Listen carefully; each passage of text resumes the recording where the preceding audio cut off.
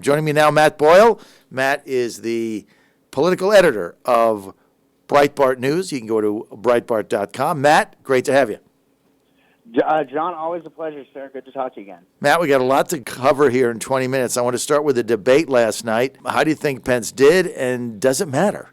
Well, first off, I think that the vice president won a knockout blow against Senator Kamala Harris. I think that it was a shining performance by the vice president. He crushed her on every major policy item. And look, when you see people across the establishment media trying to change the conversation, trying to say that Pence was mansplaining, I think was the term that George Stephanopoulos and Van Jones were both using, and then they're trying to focus on a fly landing on his head. That's what the New York Times is writing about today.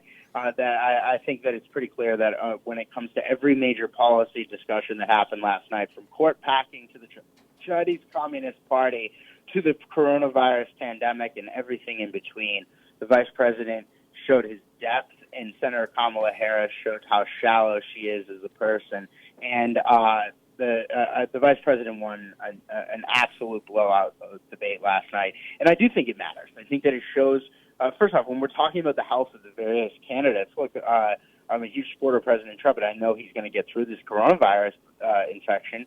And he seems to be on the upswing right now after spending last weekend in the hospital. But the point is that we're talking about the health of the President of the United States. The vice president matters. Who the vice president is matters. And Joe Biden's older than President Trump. So Kamala Harris will be one heartbeat away from the presidency. And she clearly showed last night that she is not ready for prime time. And it's a risk to the American public to put somebody that an inexperienced, extreme, and outside the mainstream into that type of a position. Somebody who just isn't prepared to represent the United States of America as commander-in-chief. She doesn't have the intellectual wherewithal necessary to serve as commander-in-chief. She didn't even know how to describe China. She was asked a softball question. It's a really easy question. Is China an enemy, an adversary? How would you describe the U.S. relationship with China? She couldn't answer the question. It's a very easy question. Of course they're an enemy. Of course they're an adversary. Of course they are. They've been trying to crush us economically for decades. The fact that Kamala Harris, whose own state, California, has been trying to back-channel negotiations with to join the Belt and Road Initiative, which Kamala Harris hasn't said anything about. She's been silent on that. Couldn't answer that question. Shows that she's wholly unprepared for being president of the United States. And lo and behold, if you need any other proof that Vice President Pence is prepared and she isn't, it's that the Chinese Communist Party, when broadcasting the debate into China, decided to censor the Vice President Mike Pence's answer about China, and they carried Kamala Harris's in full. So they censored Vice President Pence, and they carried and aired Kamala Harris's, which means that she's in the pocket of the Chinese Communist Party. So a vote for a Biden-Harris ticket would be a vote for the Chinese Communist Party, and I think the American worker, the American people out there are tired of the Chinese taking advantage of us. They are proud to have an administration finally stand up to them. Matt Boyle with us. He is the political editor of Breitbart. Go to Breitbart.com.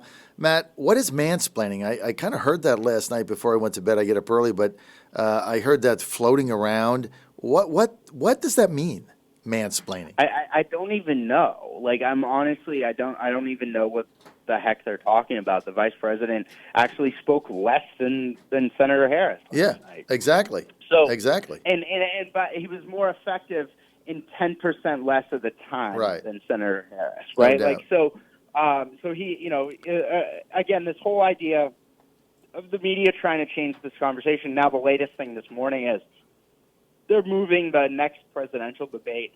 They say that they're moving it to a virtual debate. President Trump says he's not going to participate in such a sham. Look, here's the deal. I think that them trying to change the conversation on that whole thing is another sign that they know that Vice President Pence won last night's debate.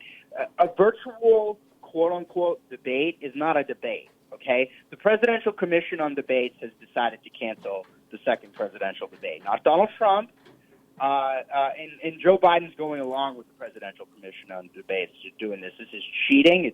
It's an attempt to steal the election. They did it not in consultation with the campaigns, and the fact that they're doing that is because they saw how effective the vice president was last night in absolutely systemically decimating the Biden-Harris ticket for the American people. So they're trying to change the subject as fast as they can to the next one.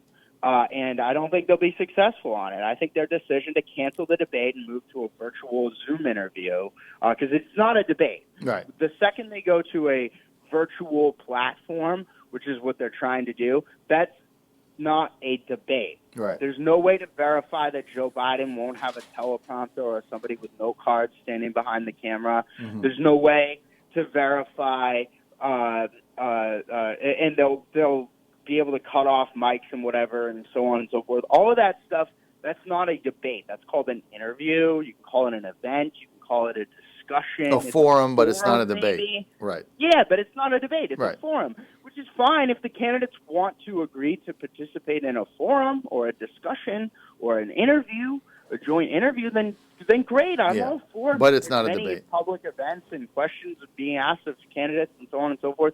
But the Presidential Commission on Debates, by making this decision, has decided to cancel the debate. And I think that's a big deal. And I think that President Trump is right to fight this, and he should fight it all the way through. And I think he should just show up in Miami. He should show up there. That's what I think. Show up and show up and debate an empty chair. I remember that Reagan did that when Carter wouldn't debate him, and Anderson came, and he demanded that there be an empty chair there. And if Carter doesn't want to come, he doesn't come. That was the first debate. It's a little before your time, Matt. I'm much older than you. But, Matt, let me ask you this. I want to get to these polls because a rash of polls has now come out. You know, we went through this in 2016, but a rash of polls have come out showing Biden ahead anywhere from 18 to 10. Fox had him 10, somebody 18, 16, 17, 14. And, he's ahead in all these swing states, and everybody now writing the epitaph for Trump. Break these polls now for us, Matt. Boyle. Okay, so first and foremost, I would say be very careful believing the establishment media's polls. I don't think that they are, in general, right. You can pick up some information from polls, but the idea that this is presenting an accurate picture of the race is not true. The way I break down the presidential race is as follows. I look at it, first off, national polls are irrelevant. There are 51 separate elections for electoral college votes in 50 states in the District of Columbia in this country. So I break the electoral college. To win the electoral college, you have to get 270 electoral votes. In most states, and in D.C., the winner of the popular vote of that state wins that state's electoral college. In two separate states out there, Nebraska and Maine, the winners of congressional districts win that congressional district's electoral vote, and then the statewide winner wins the electoral votes per that state's senators. The way I would break the electoral college down is into four tiers. If you look at and this is President Trump's pathway to victory. If you go the first tier, red states, and in this I would include Texas, Georgia, and Arizona. Those are three red states the Democrats are contesting. Joe Biden is in Arizona today, as is Kamala Harris. They're meeting up there. So is Vice President Pence. So that's a state that Democrats are contesting. Georgia and Texas seem to have moved back into the Trump column. They're less contesting those two, but Arizona is still in play.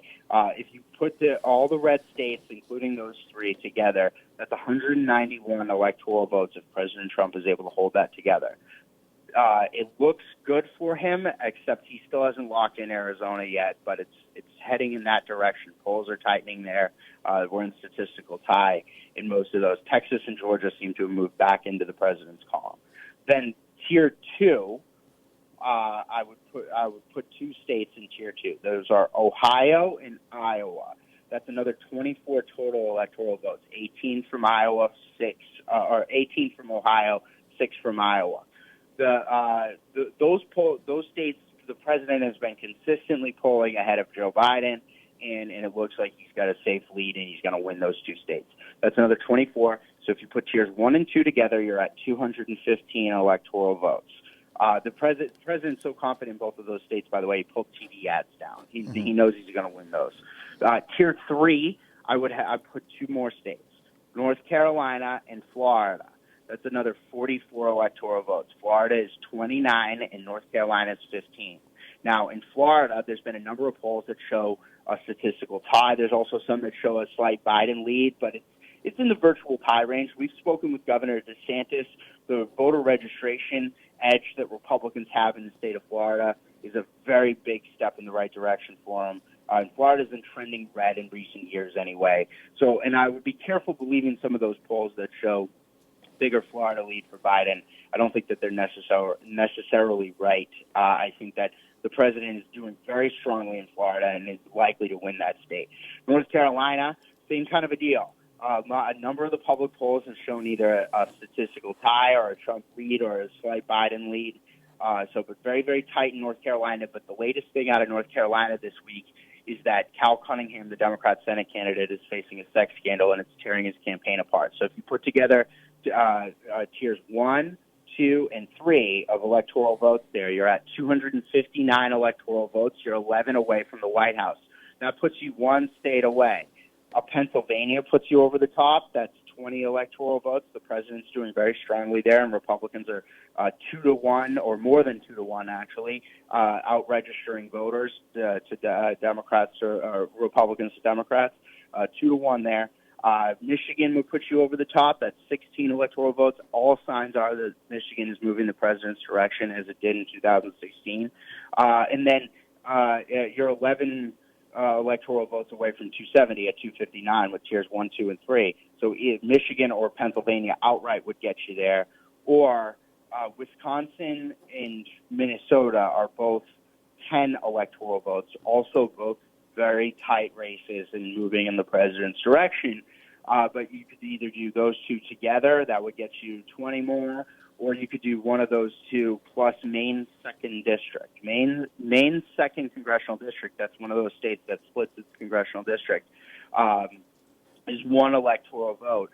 President Trump won it in 2016, and the latest polls out of there from the Bangor Daily News have President Trump up 8% right now, well outside the margin of error, a commanding lead in Maine's 2nd district, so the president looks like he's going to win there. So the president has any number of different pathways to 270 electoral votes, and if he can pull together that core from those first 3 tiers that I laid out, again, Arizona, he's got to lock in. He's got to get Florida, Ohio, North Carolina, and Iowa, make sure that those are locked for him. Then Joe Biden would have to go 4 for 4 in the upper Rust Belt of Pennsylvania, Michigan, Wisconsin, and Minnesota, and that's a very tough road to drive down for Joe Biden. I don't know if he's going to be able to go 4 for 4 in the upper Rust Belt, and that's why you see, with the exception of a couple of events here and there, like he was in Florida earlier this week or in Arizona today, Joe Biden has been spending the vast majority of his time in the Rust Belt. For the very few public events that he does before he goes to bed again at 9 in the morning on most days. But when he does actually go to work for the day, he's doing events in Pennsylvania, Michigan, Wisconsin, and Minnesota. Why? Because he knows he has to go 4 for 4. So the Democrats see this pathway to victory for President Trump, and they see it widening. And I think the president has just got to get those core states together, and he's got a very clear pathway to victory. Matt, how many electoral votes is Arizona? Arizona's 11. So without Arizona, the president could still do it if he can cobble together a good number of states in the Rust Belt. So it's doable without Arizona, though it's much easier for the president if he can lock in Arizona. So why are people Gosar the other night? He's confident the president's going to win Arizona. People on the ground in Arizona are telling me McSally's getting blown out and they're likely to lose that. Why am I getting that type of intel? So the polling's been really bad for Martha McSally. There's no doubt about that. She's been having a rough year this year. Yet that being said, earlier this week she actually did a really good job in the debate against Mark Kelly. It was their first Senate debate, and Mark Kelly had a real tough time on the debate stage against her. Couldn't really answer key questions about court-packing Supreme Court stuff. I think that the Supreme Court fight is going to help her in that race, and then how the president does at the top of the ticket there will be important too. Look, all of these races are interconnected, right? So the top of the ticket, the Senate races, the House races, they're all interconnected. So if you're running strong candidates down ticket from the president, that's going to help the president up the ticket, and vice versa. The president's going to help these down ticket candidates as well. So all of those things are interconnected. So, if the president can get some real good energy going in Arizona, and I think the vice presidential debate last night is going to help. I think the vice president going there today is going to help. I think the president's probably got to get out to Arizona and do a rally before the election, maybe a couple of times. And then also Martha McSally keeps doing better in the Senate race. That's important. I think she did a good job in the debate the other night. If she keeps that going, then things could turn around out there, and I think they are turning around out there. All right, Matt, I want to get to another topic here, and we got about 4 minutes. Matt Boyle with us, political editor for Breitbart. Go to Breitbart.com.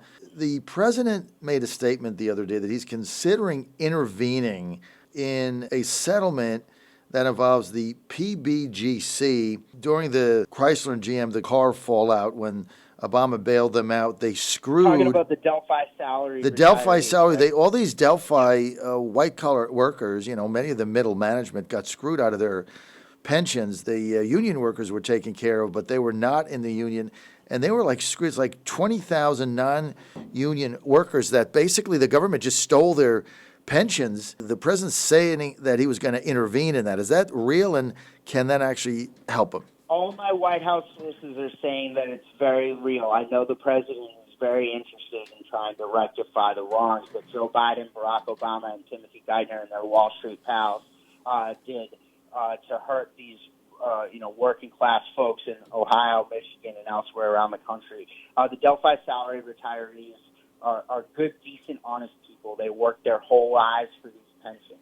They didn't happen to be in a labor union, so they weren't in the UAW, and because of that, they got screwed. So what happened is, so you heard Kamala Harris last night talk about Joe Biden saved the auto industry. That's the biggest lie of the Barack Obama administration. Joe Biden didn't save the auto industry. Obama didn't save the auto industry. They stole the pensions from these people who worked their whole lives, Delphi salary retirees, and then they used the money to top off the other people's pensions over at the UAW. We obtained emails many times over the years during the Obama administration. We published them all back when I worked at Daily Caller, and then we've done several stories on it at Breitbart as well. That demonstrate that this was being directed by the Obama White House, and Joe Biden was in on it. He screwed these people over. So hopefully President Trump is going to be able to figure out an administrative solution to solve this problem because, again, these people's pensions were stolen by Joe Biden and his cronies at the Treasury Department and on Wall Street. And it's disgusting. And I know that Peter Navarro's working on it. Congressman Mike Turner's working on it. I'm working on trying to get them on our radio shows, and that hopefully we'll be able to make that happen soon to talk about this. But it's the biggest scandal. And by the way, if anybody out there has a pension or a plan, beware. Joe Biden showed that he was willing to steal these people's pensions. He'll steal yours too if he gets elected president. Well, it's also 20,000 votes and all their family 100%. members and all their extended family members because, I mean, you give them their pension back after it got stolen. They just raped the fund and stole it.